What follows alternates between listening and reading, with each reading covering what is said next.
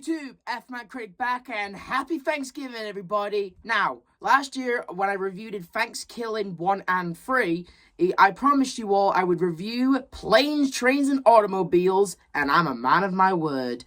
So, let's get into the movie Planes, Trains, and Automobiles. The movie it's a buddy movie kinda with two guys. One's a serious businessman, while the other's a jolly, but sometimes sometimes he goofs up, but he doesn't know that he's goofing up. But he has a good heart though. Played by two really good actors and one legend in Steve Martin and John Candy. And the movie starts off with Steve Martin's character as a businessman named Neil, and he needs to make it to Chicago to make it to his family's Thanksgiving. And Birdie ends up losing his cab by Steve Martin's character Dale, who didn't know he accidentally stole his cab. And at the airport, they run into each other again, and they keep going back Dale, that's John Candy's character's name, and he kind of feels bad, so he just kind of tries to make up to him and stuff. And it's basically sometimes Neil, he's trying to keep his cool and just try to make it back home, while Dale, he sometimes goofs up but means well though, and he's doing whatever he can to not only help him out, but at the same time sell his shower coat rings, because he's a businessman, and he's always carrying a big suitcase that makes you wonder what is he carrying. Well, it turns out he's carrying his personal luggage and a photograph of his wife, and there's a scene where they go to a motel, and it is kind of funny. But if I am being honest here, in the motel scene where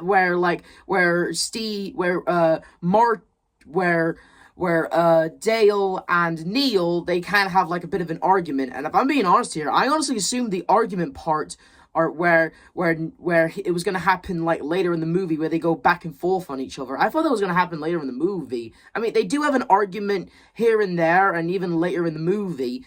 But again, to me personally, I felt like this was the big fight of the movie, and it kind of happens kind of earlier in the movie.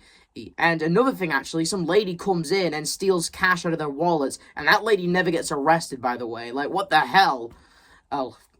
Anyway, and Dale, he kind of makes a few friends here and there, and sometimes gets favors out of them, and then he uses said favors to sometimes assist Neil to where he needs to go. And Neil, he has the worst look you can ever think of every time where he thinks he's gonna win or get where he needs to go, world just keeps effing him.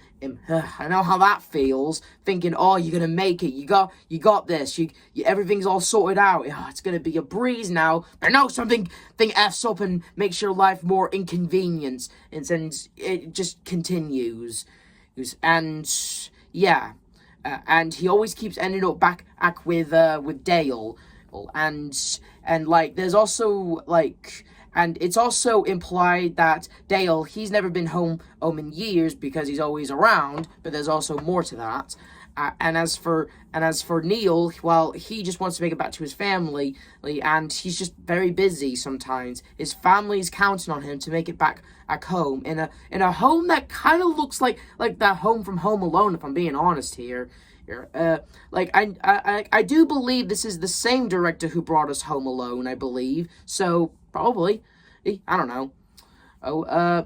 And as for the characters, Neil and Dale, all played by Steve Martin and John Candy. Steve Martin, I've seen him in a lot of good movies, Cheaper by the Dozen, Home, The Pink Panther. He's really good in this as the guy who just wants to make it back, but life just keeps inconveniencing him, and he's stuck with this guy.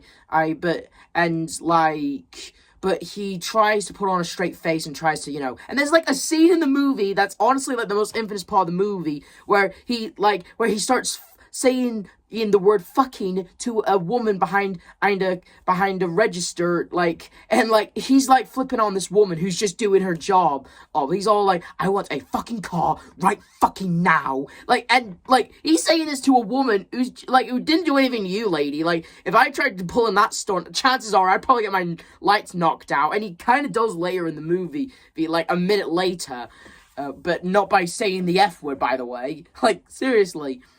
And as for by the late John Candy's character, Dale, he's a fun character. Like he's trying to help out Neil by trying to get him home. Well, it wouldn't be the last time John Candy he would help someone get back to Chicago. Oh, and yeah, like as typical John Candy characters, he's always sweet, he's always lovable. Oh, he's John Candy. Nothing can go wrong with that dude. Miss that guy. We all miss him. And yeah, and there's also like a scene in the movie where they go into a car and he starts smoking. This is why you don't smoke and drive, dude. And it ends up getting the car set on fire, and like it's pretty much a heavy scene. Like, there's also a scene where they almost crash into two trucks, and Dale like turns into the devil, and they almost turn into like two skeletons for like a brief second, and I guess it's supposed to like imply that they almost died. I guess that's kind of crazy, that stuff was, but at the same time kind of funny. And they end up going to a motel where Neil flips the shit on Dale, and Dale, he chooses to stay inside, but Neil kind of feels bad and kind of feels grateful for him helping him out. Like, not to mention, dude, like, I know Neil has been inconvenienced. I know Dale has been inconveniencing you throughout the movie a little bit, but at the same time, dude, be a little more grateful that he's helping you and stuff. Be a little more grateful. Like, seriously, like, in the motel scene where he flipped out on Neil, where he flipped out on Dale earlier, like, again, dude, this dude's trying to do you a favor right now, and you kind of, like, and I know he kind of inconvenienced you a little bit, but again, be a little more grateful that he's trying to help you out during that scene, but whatever. He ends up feeling bad for him and lets him stay in the motel room, and they even bond a little bit.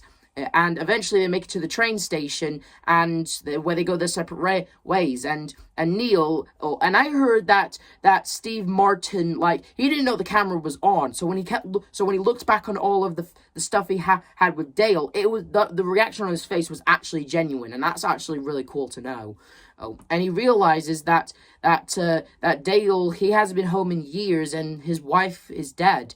Apparently, she's been dead for 8 years, and he goes back to him, and he actually takes him to his home. And it's honestly a very warm and awesome ending, and honestly, my personal favorite of the movie, the ending where they go to Neil's home, and Neil introduces everyone to Dale, and the stuff, and where he's hugging his wife, and John Candy's character gives a nice warm smile to end out the movie. Now that was a warm scene. It really like melted my heart a little when I watched it first time. It was really an awesome scene. That was.